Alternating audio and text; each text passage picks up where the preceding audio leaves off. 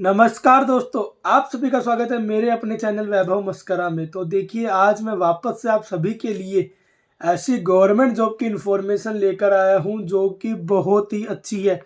मतलब कि आपने अगर बीएड नहीं कर रखी है, शिक्षक भर्ती है, तो भी आप इसके लिए अप्लाई कर सकते हैं। तो इससे बड़ी खुशी की बात क्या ही होगी। देखिए, अगर आपको मेरी दी हुई इन्फॉर्मेशन पसंद आती है तो वीडियो को लाइक कीजिएगा, चैनल को सब्सक्राइब करना कभी ना भूलें। क्योंकि आपको मैं जो भी इन्फॉर्मेशन देता हूँ जो आपके लिए बहुत ही काम की रहती है, बहुत ही यूजफुल रहती है। आज अपन बात करते हैं केंद्रीय विद्यालय संगठन में निकली भर्ती के बारे में। जी हाँ दोस्तों, केंद्रीय विद्यालय संगठन के अंदर बम्पर भर्तियां निकाली गई है, जिसके बारे में आपको बता देता हूँ। नोटिफिकेशन जारी कर दिया गया है। 13,404 पदों के ऊपर जो ये भर्ती है ये निकाली गई है। अब आपको मैं बता देता हूँ कि इसके अंदर अप्लाई करने का प्रोसेस क्या है, एज लिमिट क्या है, आपको क्वालिफिकेशन क्या चाहिए, ऑल ओवर इंडिया में ये कौन कौन से स्टेट में जॉब है, तो आपको सारी जानकारी मैं एक छोटी सी वीडियो में प्रोवाइड कर देता हूँ। सबसे पहले आपको बता देता हूँ, ये वाली जो जॉब है ऑल ओवर इंडिया में, आप किसी भी स्टेट या किसी भी डिस्ट्रिक्ट से हैं तो आप इसके लिए अप्लाई ये कर सकते हैं।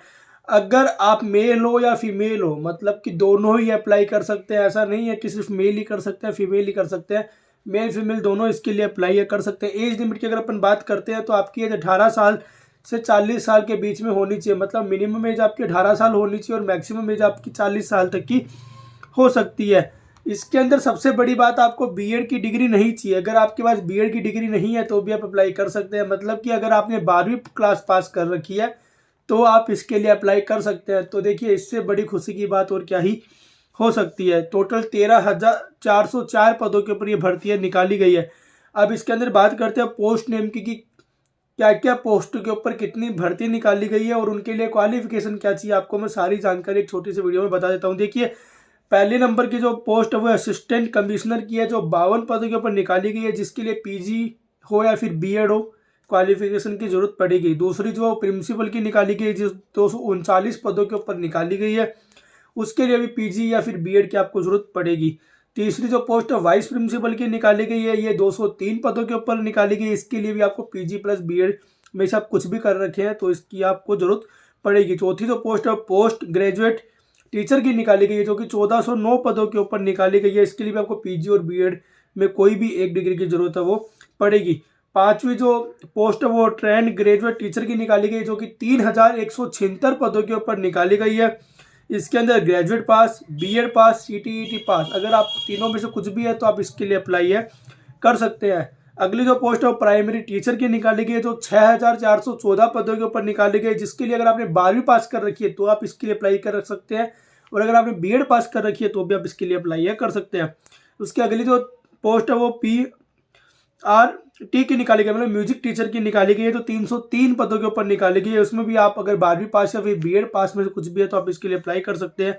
इससे अगली जो पोस्ट है लाइब्रेरियन की निकाली गई है, ये 355 पदों के ऊपर निकाली गई है। इसके लिए आप या तो डिग्री पास होनी चाहिए या फिर आपने डिप्लोमा कर रखा होना चाहिए। उसके जो अगली पोस्ट है फाइनेंस ऑफिसर की निकाली गई है, जो 6 पदों के ऊपर निकाली गई है। इसके लिए आपने बीकॉम पास कर रखी है या फिर एमकॉम पास कर रखी है या फिर आपने एमबीए कर रखी है या फिर आपने सीए कर रखी है, तो आप अप्लाई कर सकते हैं। उसके जो अगली पोस्ट है वो असिस्टेंट मैनेजर की निकाली गई है, जो 2 पदों के ऊपर निकाली गई है, जिसके लिए आपको बी.टेक की डिग्री है वो होनी कंपलसरी है। उसके अगली जो पोस्ट है वो एएसओ की वैकेंसी निकाली गई है, जो 156 पदों के ऊपर निकाली गई है, जिसके लिए आप अगर आप ग्रेजुएट पास हो तो आप इसके लिए अप्लाई कर सकते हैं। उसकी अगली जो पोस्ट है यूडीसी की पोस्ट के ऊपर वैकेंसी निकाली गई है, जो 322 पदों के ऊपर निकाली गई है। अगर आप ग्रेजुएट पास हो तो आप इसके लिए अप्लाई है कर सकते हैं। उसके जो अगली पोस्ट है वो एलडीसी की निकाली गई है, तो 702 पदों के ऊपर निकाली गई है। अगर आप 12वीं पास करेंगे तो अप्लाई कर सकते हो और आपके पास टाइपिंग का जो सर्टिफिकेट है वो होना चाहिए। उसके अगली जो पोस्ट है वो हिंदी ट्रांसलेटर की निकाली गई है, जो 11 पदों के ऊपर निकाली गई है। इसके लिए आपने पीजी कर रखी हो हिंदी या इंग्लिश किसी एक में। और जो उसके अगली जो पोस्ट है वो स्टेनोग्राफर की निकाली गई है, 54 पदों के ऊपर निकाली गई है। ये सिर्फ 12वीं पास वालों की, अगर आप 12वीं पास हो तो आप इसके लिए अप्लाई कर सकते हैं। मतलब कि 12th पास वालों के लिए भी वैकेंसी निकाली गई है। अगर आपने ग्रेजुएट कर रखी है किसी भी सब्जेक्ट से तो भी आप अप्लाई कर सकते हैं। अगर आपने डिप्लोमा या डिग्री ले रखी है तो भी आप अप्लाई कर सकते हो। अगर आपने बीएड कर रखी है तो भी आप इसके लिए अप्लाई कर सकते हैं। देखिए, आवेदन आपको ऑनलाइन ही करना पड़ेगा, ऑफलाइन की कोई भी मोड इसके अंदर नहीं है। सिलेक्शन कैसे होगा, सिलेक्शन की प्रोसेस है वो आपको बता देता हूँ। देखिए, सबसे पहले इसमें आपका रिटन एग्जाम होगा एमसीक्यू की तरह। सेकंड जो स्किल टेस्ट होगा, थर्ड है इंटरव्यू होगा और फोर्थ आपका डॉक्यूमेंट वेरिफिकेशन होगा।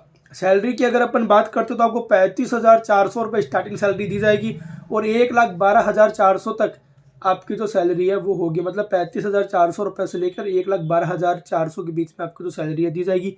एज लिमिट के बारे में आपको मैंने बता दिया, 18 से 40 साल के बीच में आपकी एज होनी चाहिए। एप्लीकेशन फ़ीस की बात करते हैं तो देखिए, जनरल और ओबीसी के लिए 1,000 रुपये एप्लीकेशन फ़ीस है, और एसटी, एससी, पीडब्ल्यूडी के लिए कोई भी फ़ीस नहीं है, उनके लिए जो फ़ीस है वो फ्री है। देखिए, इसके जो आवेदन है वो 5 दिसंबर से चालू होंगे। इसके ऑफिशियल वेबसाइट के ऊपर आप जाके अभी के अभी चेक कर सकते हैं, 5 दिसंबर की डेट वहाँ पे दे दी गई है। 5 दिसंबर से इसके आवेदन चालू होंगे, और जो 26 दिसंबर तक चलेंगे, मतलब कि 21 दिन तक इसके आवेदन चलेंगे। तो देखिए, आप इसके लिए अप्लाई जरूर कीजिएगा। आपको मैंने पूरी प्रोसेस बता दी है, सिलेक्शन प्रोसेस बता दी है, सैलरी बता दी है, एज लिमिट बता दी है, कौन से पोस्ट के ऊपर कितने पद की भर्ती निकली है वो भी आपको मैंने बता दिया। तो देखिए, आप इसके लिए अप्लाई कीजिएगा।